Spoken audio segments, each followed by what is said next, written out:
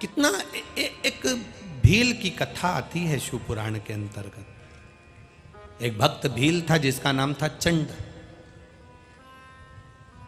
चंड भील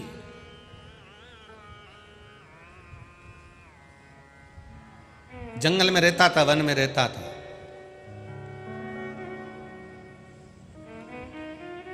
जंगल में रहता, वन में रहता, और वन में रहते रहते रहते रहते एक बार निकल के जा रहा था तो उसको टूटा हुआ खंडेरा शिवालय दिखा।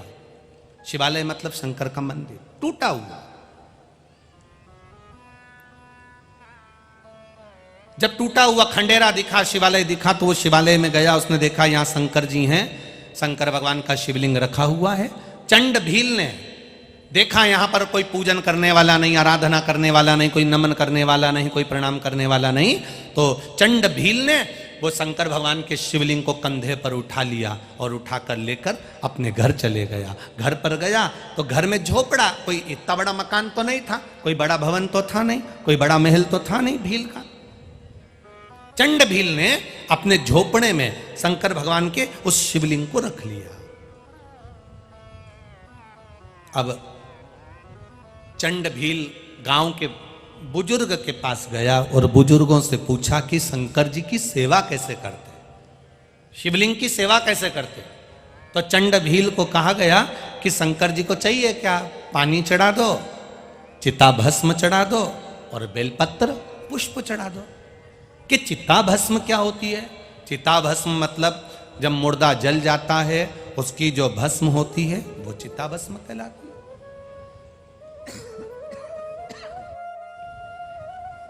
चिता भस्म, हाँ।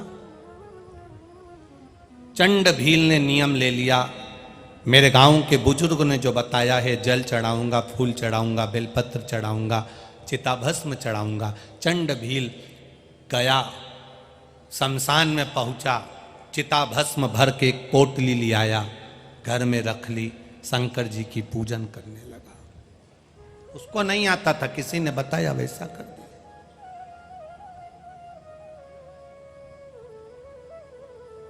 अब उसको यह नहीं मालूम कि यह सही है कि गलत है।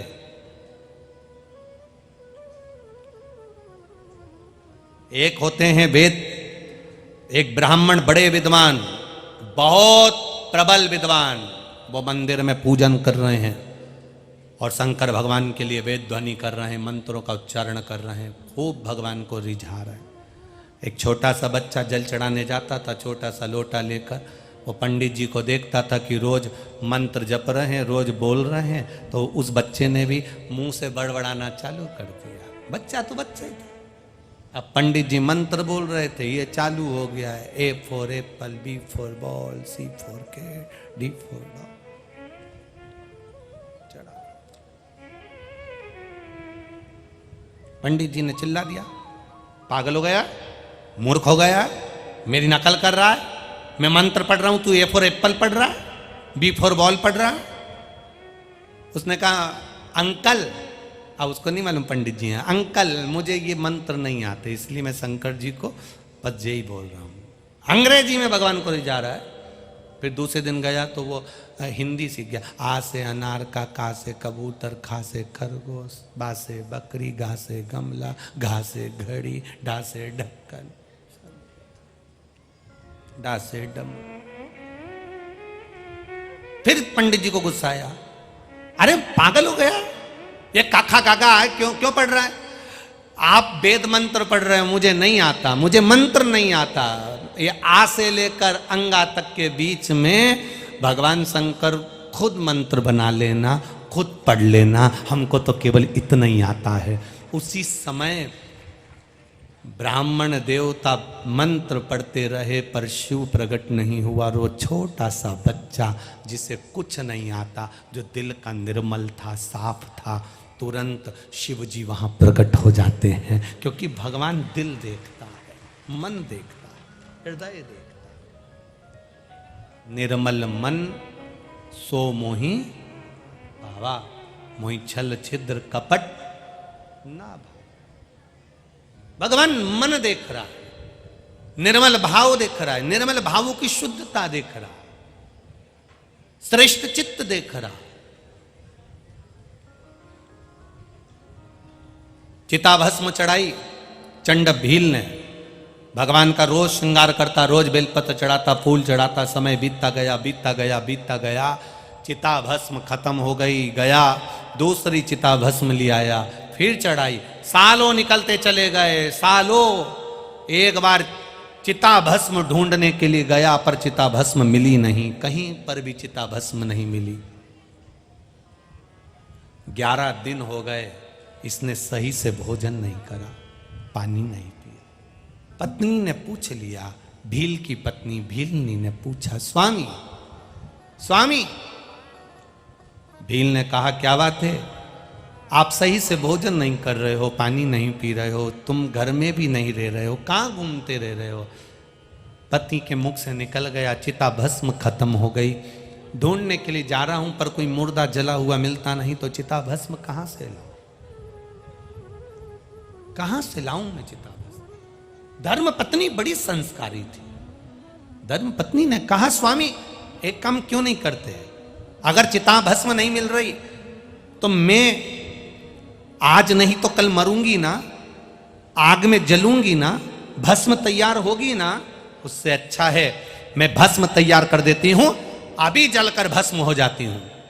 पति ने कहा, मूर्ख हो जैसी बात मत करो, पागल हो गई हो जो ऐसी बात करती हो? पागल हो गई हो जो ऐसी बात कर रही हो कि तुम जलकर चिता भस्म दे दोगी? ना ना ना ना, ऐसा नहीं करिएगा स्वामी, आपके चरणों की दासी हूं, ये जीवन मिला है, शंकर जी को समर्पित हो जाए, इससे ज्यादा कुछ नहीं चाहिए। आप मेरा निवेदन स्वीकार करिए, शंकर भगवान के शिवलिंग को झोपड़े में से ले जाकर पीपल के वृक्ष के नीचे रख दो, पीपल के पत्ते के ऊपर पीपल के वृक्ष के नीचे शिवलिंग रख दो, मैं इस झोपड़े में आग लगाऊंगी, जल जाऊंगी। इतना बड़ा झोपड़ा जब जलेगा तो भस्म ही भस्म इकट्ठी हो जाएगी, ये भस्म सालों तक चलेगी। पत्नी ने पति से कहा, पति ने भील ने, चंड भील ने अपनी पत्नी को समझाया, ऐसा मत कर, मान जा, मैं भस्म और ढूंढने जाता हूं। और पति चिता भस्म ढूंढने के लिए जो गया, धर्म पत्नी ने झोपड़े में आग लगा ली और अपने शरीर को जला दिया। चंड भील की पत्नी ने अपने शरीर को जला दिया, चिता भस्म तैयार। पति आया, देखा मेरी पत्नी जलकर भस्म हो गई, अपना शरीर उसने शिव के लिए दे दिया। भस्म उठाई, शंकर जी को पीपल के वृक्ष के नीचे शिवलिंग पर चढ़ाई। उसका नियम था भील का, चंड भील का नियम था कि वो शंकर जी के शिवलिंग के सामने थोड़ी देर भजन गाकर नाच लेता था। आज अकेला बस भस्म चढ़ाकर उठकर नाचने ही वाला था। उसके मन में आया कि आज तक मैं जब से शंकर जी को लेकर आया हूं, अकेला नहीं नाचा, मेरी अर्धांगिनी साथ में नाचती थी, मेरी पत्नी साथ में नाचा करती थी, शिव जी का भजन किया करती थी। आज अकेला भजन कर रहा हूं, नाच रहा हूं। उठकर हाथ उठाए थे हर हर महादेव कहने के लिए, इतनी देर में पीछे से धर्म पत्नी ने आवाज लगा दी, हर हर। जो धर्म पत्नी ने आवाज लगाई, चंड भील को लगा ये तो मेरी अर्धांगिनी की आवाज है, ये तो मेरी पत्नी की आवाज है। जो उसने पलट कर देखा, अपनी आंखों को हिलाकर देखा, ये तो मेरी पत्नी लग रही है, पर वो तो मर गई थी, चिता भस्म मिली थी, तो ये कैसे जीवित हो गई? जो नेत्रों पर हाथ लगाया, पास में धर्म पत्नी खड़ी थी।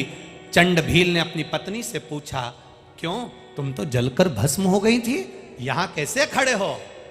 पत्नी ने कहा, जलकर भस्म हो गई थी, पर आपने मेरी भस्म जब शिव को चढ़ाई है ना, शंकर भगवान ने मुझे पुनः जन्म दे दिया है, पुनः प्रकट कर दिया। शिव सामने थे, मेरा ओघड़दानी मेरा शंकर सामने खड़ा था। दोनों पति पत्नी हाथ उठाकर हर हर महादेव कह रहे थे, आंख से दोनों के अश्रु बह रहे थे। भोलेनाथ जो भील और भीलनी को देखे, शंकर जी ने कहा, अब क्या चाहते हो बोलो? भील और भीलनी कहते हैं आपके कैलाश में रहना चाहते हैं। शंकर जी ने नंदी को खड़ा करा, भील भीलनी को नंदी पर बिठाया, भोलेनाथ जी ने नंदी का डोरी रस्सी को पकड़ा, लेकर मेरे महादेव कैलाश के लिए चल दिए। ये निर्मल भक्ति है। निर्मल मन सो मोहि। भगवान कभी नहीं कहेंगे आपसे कि आप सोना दो कि चांदी दो कि हीरा दो कि पन्ना दो। भगवान शंकर कभी नहीं कहते कि मुझे इतना दो। भगवान शंकर कभी नहीं कहते कि मुझे 2 किलो दूध चढ़ाओ। भगवान शंकर कभी नहीं कहते कि मुझे 5 किलो घी चढ़ाओ। भगवान शंकर कभी नहीं कहते कि मुझे इतना सारा चंदन लगाओ।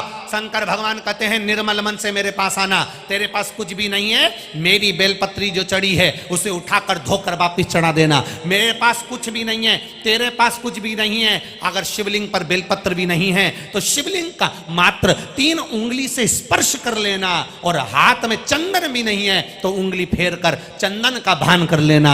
मैं उस चंदन को स्वीकार कर लेता हूं, मैं उस बेलपत्र को स्वीकार कर लेता हूं। कुछ भी नहीं, मेरे मंदिर के सामने से जाना, मुस्कुरा कर चले जाना, मैं तुझे प्रसन्न कर देता हूं। शिवलिंग का, शिवालय का शिखर का दर्शन हो जाए, बस उसका दर्शन कर लेना। मैं उन्नति की सीढ़ी पर शिखर जैसा बढ़ा देता हूं। तू क्यों चिंता करता है? चिंतन कर मेरा, मैं तेरे साथ हर पल चलता हूं।